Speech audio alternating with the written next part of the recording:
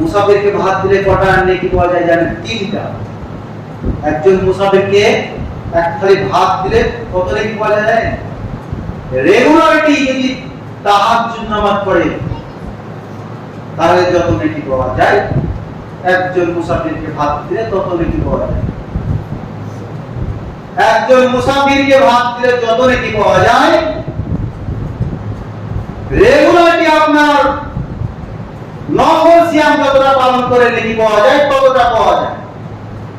যুদ্ধের ময়দানে গিয়ে যতটা শহীদের নেকি পাওয়া যায়, একজন মুসাফিরকে ভাত দিলে ততটা নেকি পাওয়া যায়। আর এখানে একজন মুসাফির খেলা বেরিয়ে চলে, কি আফসোসের বিষয়।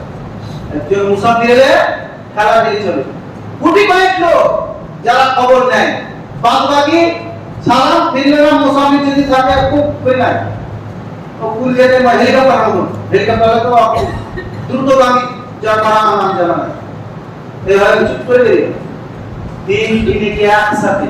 1 তাহাজ্জুদ নামাজ পড়ে যত নেকি পাওয়া যায়, 2 সিয়াম পালন করে অর্থাৎ নফল সিয়াম করে যত নেকি পাওয়া যায়, 3 যুদ্ধের ময়দানে গিয়ে যত নেকি পাওয়া যায় ততটা নেকি পাওয়া যায় একজন মুসাফিরকে ভাত দিয়ে।